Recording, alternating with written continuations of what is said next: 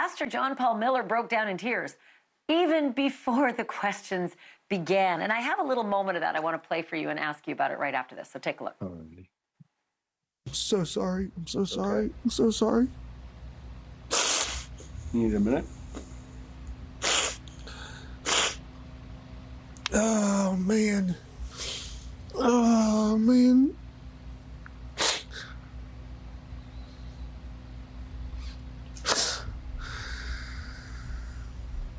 What's tripping you up? Just being able to tell. Just being able to talk about everything. Okay, Scott Rouse, what's your take? All right. Well, this is sort of the pre-show because it was for the interview to set the mood, so the interviewer can see he's crying and he's upset and he's all those kind of things, right? Now, this may seem odd to when you see this, say, why would he do something like that?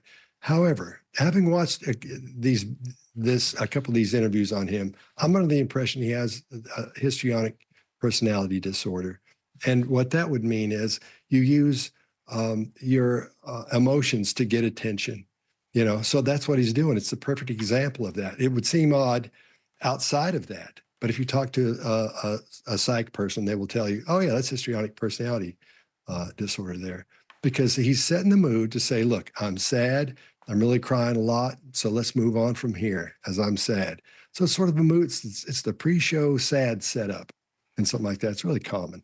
I'm going to remember that, histrionic emotional disorder. I think I know some kids with that. Okay, the next thing I wanted to ask you about, there's that crazy video of Pastor Miller rolling around in the grass, squealing like a girl that goes on and on for, 10 minutes. And it's really odd. And of course, we wanted to ask him about it. He was claiming that he was covered in ants. He wasn't. And his answer, well, I'll play it and then I'll ask you about it. Take a look at this. Well, there's the video.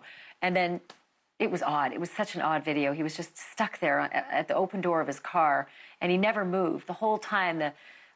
The neighbor, let's listen into this, and then I'm going to ask you about it. Okay. I fell out of a tree, a giant magnolia tree.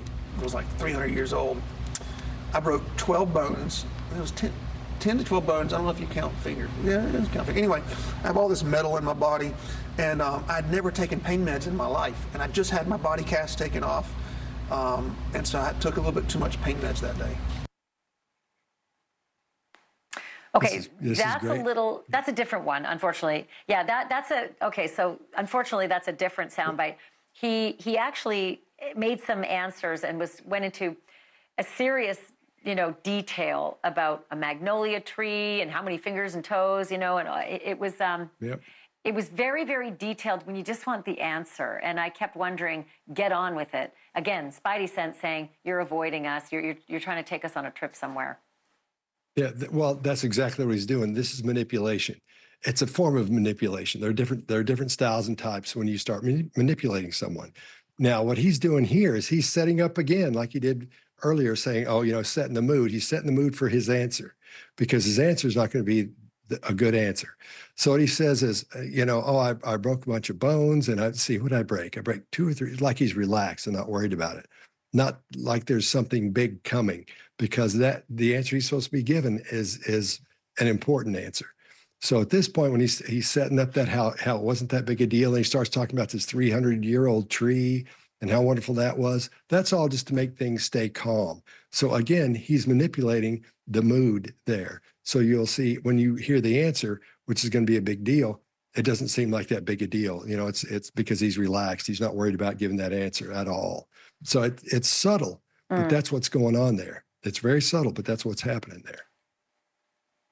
Well, I'll tell you what, when I was watching the whole interview, I had you in mind almost like every 30 seconds. Wonder what Scott Rouse would say about this. Wonder what Scott Rouse would say about that. And now I have it. Thank you. I can't wait to have you back. Thank you, Scott. Thank you for watching. Go to newsnationnow.com to find NewsNation on your television provider. And don't forget to click the red subscribe button below to get more of NewsNation's fact-driven, unbiased coverage.